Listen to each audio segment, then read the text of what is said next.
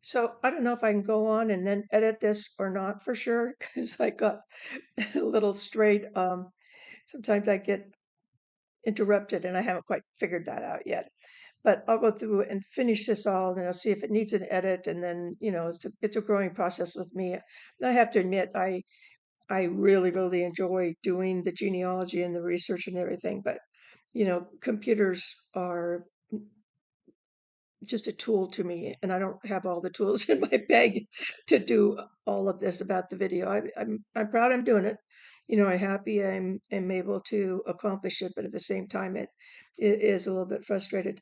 So one of the interesting things that I hadn't delved into a lot, but I see it all the time, and I think I will save it to my genealogy pages is people when they find um, newspaper articles. And I've been hearing that they've been making, they're actually going around and they're putting more and more and more newspapers online, and it's included in my monthly or in my quarterly fee or however much I pay for Ancestry. I pay that little extra so I have the newspapers are free. And so you basically, when you're doing the newspapers, you go in and there's a place for a name, there's a place for a date or but the where. Um, and so I did that on just the surname Ryan. I think probably started out with everybody and everything that I read about most of it. They called him Jerry. That was the other thing. Her name was Catherine, and their proper name, and his was Jeremiah. But most of the records always said Jerry, especially, gives you that idea of endearment that people talked about. So the first one, and I'm going to read it to you. It's it's dated March 14th, 1889, and it's the Phillipsburg Mail. Now, so because there were so many small communities in that area, they would have one newspaper that would cover multiple area. And so Phillipsburg is another place, and I've been to Phillipsburg, is where the sapphires are that they're mining. And I can't say I don't know. I have to research it a little bit further to know if they're only mining sapphires there, or if there's something else they're needing, mineral wise. But this area in Montana evidently was just full of different mineral and claims and mines being worked. And I read an article a little about, I mean, it wasn't about our ancestors, but it was interesting to me in a way because one of the miners was down in the hole and it caved in, and all the miners were all dirty and sweaty, and they're digging him out, and they did save his life. And so, it's not an easy life to be doing that. So, but this was interesting. So it said, Sunday last, says the Anaconda Review, Jerry Ryan and a companion named Barry started out the gulch south of the city to walk to the Dartwood Constellation Mine 6 miles up the gulch. They had not proceeded far before they lost their way in the snowdrifts, and it being nighttime now, they did not attempt to return back. They wandered along in the darkness all night. With the breaking of daylight, Jerry Ryan discovered that both of his feet were frozen stiff, and Barry had 2 or 3 of his toes were badly bitten. Almost exhausted from the hardships of the night before, they could proceed no further, and they both might have been frozen to death had it not been for the timely arrival of Mr. Killia, who was on his daily visit to the mine. He was also one of the owners of the mine. He took both men to the hospital immediately, where their frozen members were properly dressed. At one time, it was thought Ryan, and Ryan is our ancestor, would lose both of his feet. But the surgeons at the hospital did not think they wanted to wait 4 or 5 days before they had to cut off his feet. And the end. And so, I took this date, I went 4 or 5 weeks, I kept finding because it felt like if this was in the paper and it was, that they'd have to catch up the community, what happened to Jerry's feet. And I kind of wonder, and I'll probably do some more researching on it. But but it's interesting the kind of things that they find um, in newspapers. In I mean, every little thing. Anytime anybody has a little party, or anytime somebody comes to visit, or has a baby, or wedding, or whatever's going on, it's in the paper. And of course, I think when I first started reading the papers, I would get so stopped by it because it was so fascinating. You can read the full page and all the advertisements. And at one point, they were talking about immigrants, and there being maybe too many immigrants coming in, and so it's like we invented it right now. Not, it's like we're still experiencing some of the same crisis problems that was there a long, long time ago. And I think it's easier for some people to just think, oh, this is something new, and it's just not. But it is a wealth of information that um, especially obituaries are really good to use, because it'll say who traveled so far, and who's related to this person, and who's married to that person, and they'll go in great details, and some of the wedding, and all the explanation of the dresses and the flowers, and and if one of the people got more education, there was, I mean, it was a small number. The population was small. However, they wanted to stay in communication, and that, there was no cell phones back then, or computers.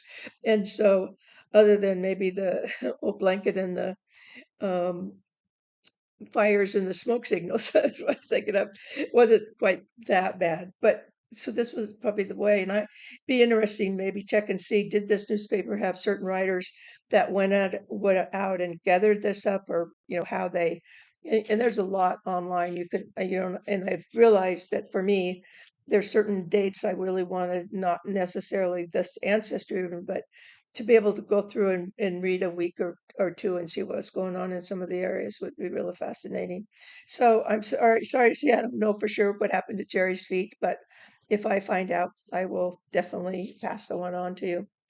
So then came another newspaper clipping, and and it affected me in two ways, kind of, but it's big letters. And it says, "Woman attacked by ram is dead from injuries." Deer Lodge, October 29th. Mrs. Jerry Ryan, wife of a Deer Lodge Valley farmer, died in a hospital here Monday from injuries she received several weeks ago when she was attacked by a ram. It's a great big sheep, male sheep, and on Ryan's ranch. At the time, she managed to drag herself out of the danger, but has been a hospital inpatient since. She is survived by her husband and seven children. So, like Little House on the Prairie, I think you didn't really get the feeling that there was always something going on, but um, and she left her kids and her husband, seven. The other thing that I noticed, and this might be a little picky on my part, but there's no way that they didn't use her name. It says woman attacked by a ram is dead from injuries, and then it says Deer Lodge, Mrs. Jerry Ryan, wife of a Deer Lodge Valley farmer, died in a hospital here Monday. And you go the full length. Now, that's another obituary that would be interesting for me to look up and find. And but it's just interesting, because us women are doing things differently now. And it must have been, well, I know everybody, even like my mother would have went by Mrs. John McDonald in, um, and that would have been not that many, that would have been within my years. But it was just interesting to me because I like to verify, because it doesn't say, and it doesn't actually say, I mean, there's the date on the newspaper, but there's not a date as far as exactly um, when she died. And the other thing that I really like to do, and I've been really watching a lot more of this since both my brother and my son mentioned it to me, is that what are they mining? Is there there's that connection to the side effects of mercury and other things as they're, and it's all like, yeah, I don't know. It's like I was in Vietnam once, and we went to visit a rebar um, factory, and it was so archaic and so dangerous looking, and all these men standing around. They had no protection whatsoever, and they were taking those big pieces of rebar, and it was. I think that I've taken tours of some mines, like